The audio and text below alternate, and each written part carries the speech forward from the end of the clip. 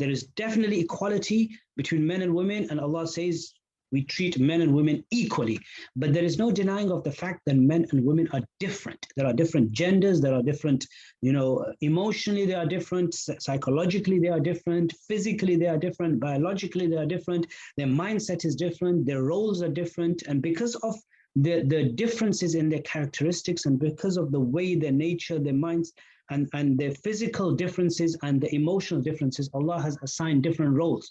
The man's role is different, that's suited to the man. The woman's role is different. The job and task and responsibilities for a woman is different based on the way Allah created women. So because of that, the woman's responsibilities when children are young, when children are growing up, when she's breastfeeding, like for example, when she might not able to study as much.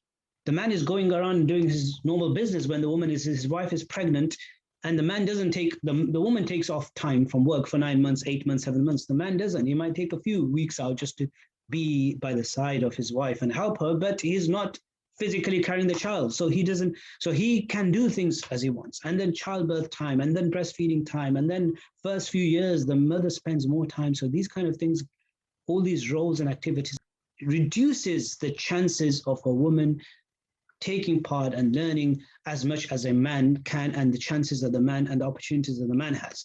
And this is why we need specific, exclusive, time given to women that, look, you might have missed out because of all those different things. Here's your time to learn. So these are just some small reasons. But the main reason, and this is what I want to talk about, why we have a discussion specifically, a course specifically, a book written specifically, a dedicated department for discussing the issues of women, why we need to study the fiqh and fatawa relating to women, is because of the nature of the rules prescribed in Sharia. Generally, the rules that are given apply both to men and women. This is my main reason. They apply both to men and women. Like when Allah says, offer salah. Salah is for both men and women. 5-time prayers, both men and women. Fasting, for men, for women.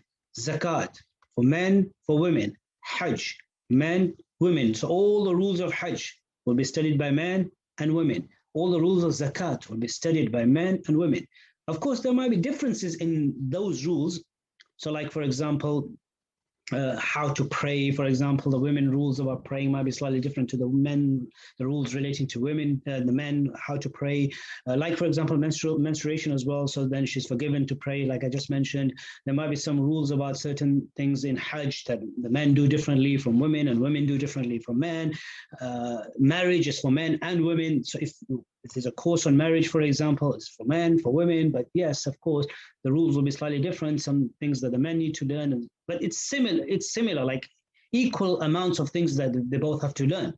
So if you look at all the other courses, they are general for men and women. But the nature that Allah has made women is that there are added rules for women. Why? Because that's how Allah chose. There are added rules, specific added rules for women in our deen, in our Sharia. There are added rules, there are added guidelines, because maybe so, Allahu Alam, because women play a massive role. Maybe because the way Allah created women, and more precious, more rules, more. I'm just trying to make this happy, the feminist movement happy, maybe more precious. The more someone is more important, the more guidelines and the more rules are attached to that gender, and because there's more injunctions and rules and guidelines. So this is the nature of our deen. Every other topic for men and women, you don't have any specific things, like there's no specific chapter that there's one ibadah that's just for men. When we say salah is for men and women. Yes, there's something specific for men, if you understand the difference. Salah is for both men and women, but there are something specific for men, but there are something specific for women in salah as well. So that balances itself out. So salah, saum, zakat, hajj, all these rules are for both genders. But when it comes to women, there are some extra things, topics on its own, extra things. Like for example, menstruation. men don't experience menstruation. Now that's an extra chapter, fiqh of women.